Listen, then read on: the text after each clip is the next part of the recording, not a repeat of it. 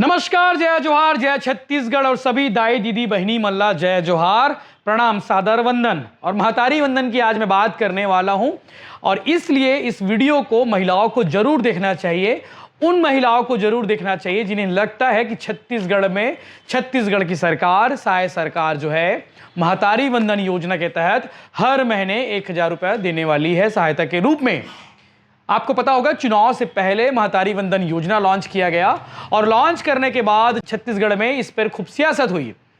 छत्तीसगढ़ में भाजपा ने पहले लॉन्च किया और उसके बाद उस समय की मौजूदा कांग्रेस की सरकार ने यह लॉन्च कर दिया कि हम साल में 15,000 रुपये देंगे। बीजेपी वाले अगर जीतेंगे तो 12,000 देंगे, ये ऐलान किया था। और कांग्रेस वालों ने ये ऐलान कर दिया कि हमारी सरकार आएगी तो हम 15,000 देंगे। लेकिन छत्तीसगढ़ की जनता, छत्तीसगढ़ की महिलाएं जो हैं बीजेपी के साथ जाना पसंद करी और उसके बाद ये योजना के संबंध में सवाल पूछे गए कि भैया, महिलाओं को जो वादा किया था आपने कि हर महीने 1,000 रुपये देंगे, साल का 12,000 रुपये देंगे, वो कब से देने वाले हैं? तो इस पर जो है इस योजना पर जो है काफी दबाव बना और छत्तीसगढ़ की मौजूदा साय सरकार ने फैसला किया कि जल्द से जल्द महिलाओं को महतारी वंदन योजना के तहत हर महीने 1,000 रुपये दिया जाएगा। अब आपके मन में सवाल होगा कि छत्तीसगढ़ की महिलाओं को कहा गया, तो छत्तीसगढ़ की सभी महिलाओं को मिलेगा, छत्तीसगढ़ के उन सभी महिलाओं को जो छत्तीसगढ़ में रहती हैं। लेकिन ऐसा नहीं है भैया। आप सोच रहे होंगे, दाई दीदी बहनी मन जरूर सुनना बात ला, काबर की ये जो नियम आया है छत्तीसगढ़ के सरकार जो नियम जारी करे गए हैं, इस नियम के तहत जो है बहुत सारी महिलाएं जो है अपात्र हो जाएंगी और बहुत सारी महिलाएं पात्र भी होंगी। ऐसा नहीं कि सिर्फ अपात्र होंगी, पात्र भी होंगी छत्तीसगढ़ की महिलाएं। अब आपके मन में सवाल होगा कि यार कौन अपात्र होंगे, कौन पात्र होंगे? पात्र अपात्र का जो सिलसिला है वो भी आपको बताऊंगा मैं इस वीडियो में, क्योंकि 12 पेज का एक पीडीएफ आज जारी हुआ है, पूरा दिशा निर्देश जारी किया गया है। इस दिशा निर्देश में यह बताया गया है कि कौन महिला पात्र होंगी और कौन महिला अपात्र होंगी, कहां आवेदन कर सकेंगे, कैसे आवेदन कर सकेंगे, तो सब कुछ आपको बताऊंगा मैं इस वीडियो में। आप बने रहिएगा आखिरी तक, शुरू से लेकर आखिरी तक सरल भाषा में बताने की कोशिश करूंगा। ये समझो कि ये इस आवेदन को मैं भरने वाला हूं मैं अपनी पत्नी के लिए, क्या वो एलिजिबल होगी या नहीं, ये भी आपको मैं आगे बता दूंगा। तो क्योंकि पिछले बार जब बीजेपी के नेताओं ने कहा था, बयान दिया था उन्होंने, कई सारे बड़े बड़े नेताओं ने कहा था कि छत्तीसगढ़ की महिलाओं को मिलेगा। उन्होंने ये भी कहा था कि मुख्यमंत्री भूपेश बघेल की पत्नी को भी मिलेगा और उसके अलावा कई बड़े बड़े नेताओं का नाम लिया था कि उनकी पत्नी को भी मिलेगा महतारी वंदन योजना का लाभ। तो भैया अब तो एग्जीक्यूट होने वाला है। बीजेपी के नेताओं ने कहा था कि सबको मिलेगा, लेकिन ऐसा नहीं है। आप आगे वीडियो में बने रहिएगा, सबकी डिटेल आपको मैं बताने वाला हूं कि कौन इसके लिए एलिजिबल होगा। पहले तो महतारी वंदन योजना 2024 इस योजना का नाम दिया गया है। और सबसे मैं पहले आपको बताता हूं कि आवेदन करने का तरीका क्या होगा, तो वो मैं फॉर्मेट आपको बता दूं। उससे पहले सरकार ने कुछ अपनी ओर से भूमिका बांधी गई है। ये बताया गया है कि राष्ट्रीय परिवार स्वास्थ्य सर्वे के अनुसार 2021 के अनुसार 23.1% महिलाएं मानक बॉडी मास इंडेक्स के कम स्तर पर है, यानी कि उनको ऊपर उठाने की जरूरत है, यानी कि उन महिलाओं को आगे लाने की जरूरत है। राष्ट्रीय परिवार स्वास्थ्य सर्वे 2020-21 के अनुसार 15 से 49 वर्ष की आयु की महिलाओं में एनीमिया का स्तर 60% लक्षित हुआ है तथा गर्भवती महिलाओं में यह प्रतिशत जो है 51.8% है, यानी कि उन महिलाओं को जो है स्वस्थ करने की जरूरत है। तो कहीं ना कहीं स्वावलंबन, सशक्तिकरण और आर्थिक रूप से आगे बढ़ाने के लिए छत्तीसगढ़ की साय सरकार ने इस योजना को शुरू किया है। अब आपको बता दूं कि 1 मार्च 2024 से योजना जो है लागू हो जाएगी और इसका क्रियान्वयन छत्तीसगढ़ के संपूर्ण जिलों में होगा। ऐसे नहीं कि बस्तर में होगा, सरगुजा में होगा, ऐसा नहीं, छत्तीसगढ़ के संपूर्ण जिलों में होगा। तो सबसे पहले मैं आपको बता देता हूं कि योजना के अंतर्गत कौन पात्रता रहेंगी। सबसे बड़ा सवाल था और सबसे बड़ा जवाब भी सुनिएगा आप कि पात्रता कौन होंगी इस योजना के तहत। विवाहित महिला छत्तीसगढ़ राज्य की स्थानीय निवासी हो। सबसे बड़ा पहला जो पॉइंट है 5.1, इसमें सबसे बड़ा लिखा गया है कि विवाहित महिला छत्तीसगढ़ राज्य की स्थानीय निवासी हो। ऐसा नहीं कि उत्तर प्रदेश की महिला दे दी, ऐसा नहीं कि बिहार की महिला दे दी, ऐसा नहीं कि बंगाल की महिला दे दी या फिर महाराष्ट्र की महिला या फिर कलकत्ता, कहीं के भी महिला को छत्तीसगढ़ की रहनी होनी चाहिए, निवासी होना चाहिए। आवेदन के कैलेंडर वर्ष अर्थात जिस वर्ष आवेदन किया जा रहा है, यानी कि 2024 में आप आवेदन कर रही हैं, तो उस वर्ष 1 जनवरी को उस विवाहित महिला की आयु 21 वर्ष से कम ना हो। यानी कि आज आप आवेदन कर रहे हैं, 2 तारीख को आवेदन कर रहे हैं या 3 तारीख को आवेदन कर रहे हैं, तो यह होना चाहिए कि 1 जनवरी 2024 को उसकी उम्र जो है 21 साल पूरी हो जानी चाहिए। 21 साल, एक दिन भी अगर कम है 21 साल होने में, तो वो पात्रता नहीं रखेंगी आवेदन भरने की तारीख को। इसके अलावा तीसरा जो जरूरी पॉइंट है, विधवा, तलाकशुदा, परित्यक्ता महिला को भी योजना के लिए पात्र होंगी, यानी कि वो महिलाएं भी पात्र होंगी। अब मैं आता हूं वो पॉइंट पर जिसका सबको इंतजार है कि अपात्र कौन होंगे, यानी कि अपात्रता वाली जो गाइडलाइन है, जो दिशा निर्देश है, वो बहुत लंबी चौड़ी है सरकार की ओर से जो जारी किया गया है। सबसे पहले पॉइंट, जिनके परिवार का कोई भी सदस्य आयकर दाता हो वो योजना के लिए अपात्र होंगे। यानी कि मेरे घर में मैं टैक्स पटाता हूं तो मेरे घर की जो पत्नी है, मेरी वाइफ है, वो इसके लिए एलिजिबल नहीं होंगी। सीधी बात है, यानी कि मैं टैक्स पेयर हूं, आपके घर में भी टैक्स पेयर होंगे, तो उनकी पत्नी, उनकी महिलाएं, उस घर के रहने वाली महिलाएं पात्र नहीं होंगी, वो अपात्र की श्रेणी में आ जाएंगी। इसके अलावा जिनके परिवार का कोई भी सदस्य भारत सरकार अथवा राज्य सरकार के शासकीय विभाग, उपक्रम, मंडल, स्थानीय निकाय में स्थायी, अस्थायी, संविदा पदों पर कार्यरत प्रथम वर्ग, द्वितीय वर्ग, तृतीय वर्ग के अधिकारी कर्मचारी हो।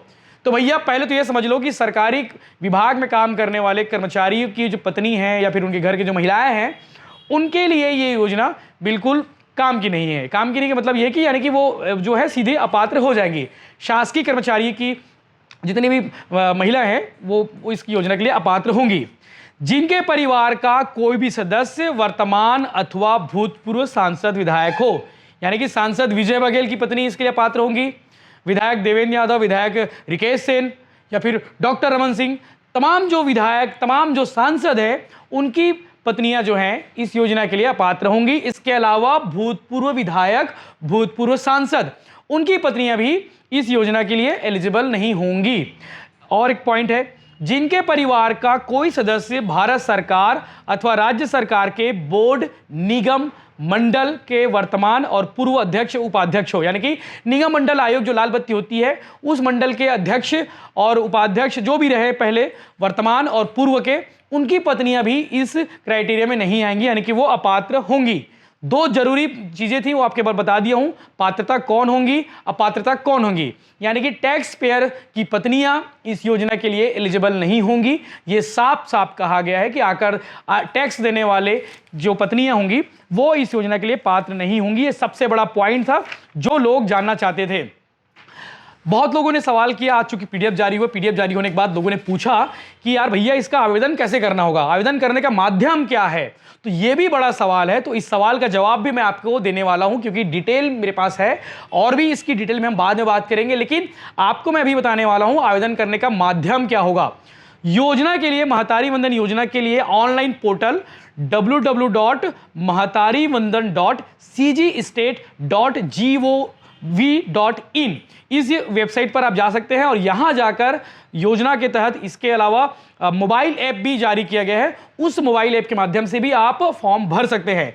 आंगनबाड़ी केंद्र के माध्यम से आवेदन जमा कर सकते हैं, आंगनबाड़ी केंद्र की लॉगिन आईडी से भी आप ये फॉर्म भर सकते हैं। इसके अलावा ग्राम पंचायत स्तर से आवेदन भरे जाने, ग्राम और ग्राम पंचायत सचिव उन्हें प्रभारी बनाए गए हैं, तो उनकी भी लॉगिन आईडी यूज कर सकते हैं।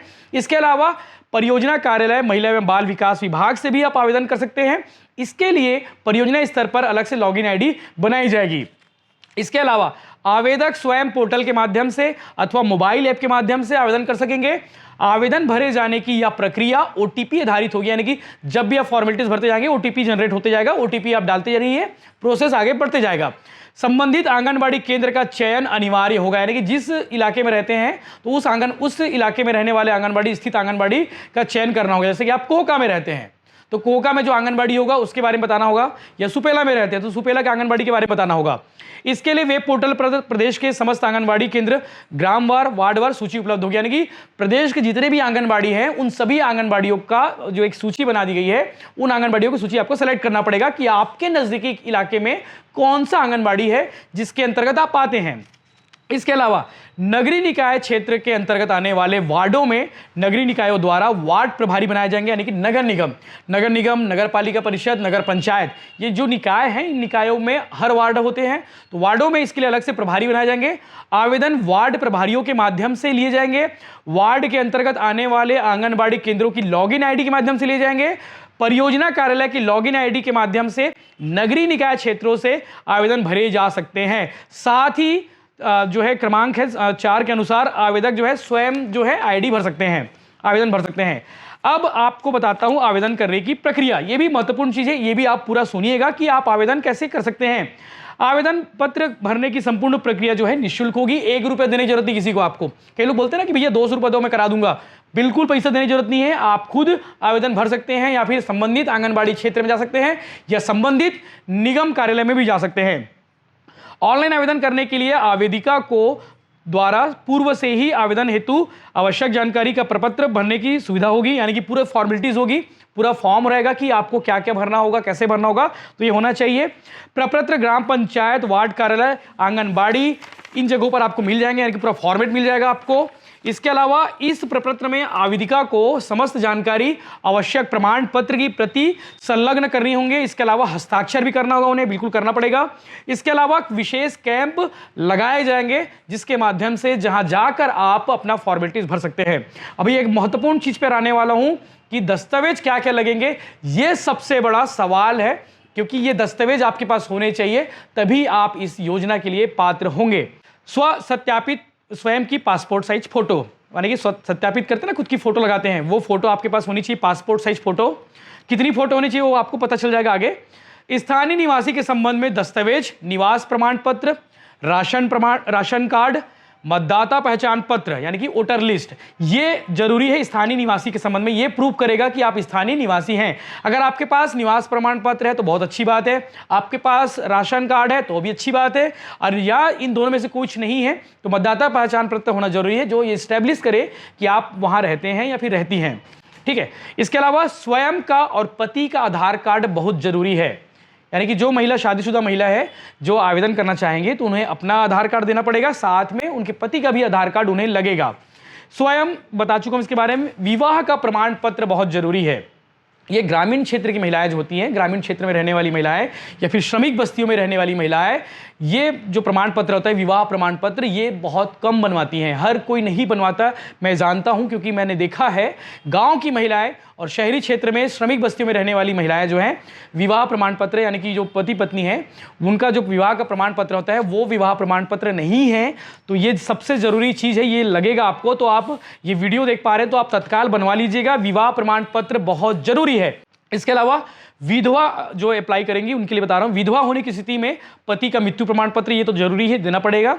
परित्यक्ता होने की स्थिति में समाज द्वारा जारी, वार्ड या ग्राम पंचायत द्वारा प्रमाण पत्र, यानी कि समाज की ओर से जो प्रमाण पत्र जारी होता है कि ये पति पत्नी दोनों अलग रहते हैं, तो उसके बारे में अलग से नोटिफाइड वाले का आवेदन आपको देना पड़ेगा, प्रमाण पत्र देना पड़ेगा, ताकि आप एलिजिबल हो जाए, अगर जो परित्यक्ता महिला इसके लिए आप एलिजिबल होंगी।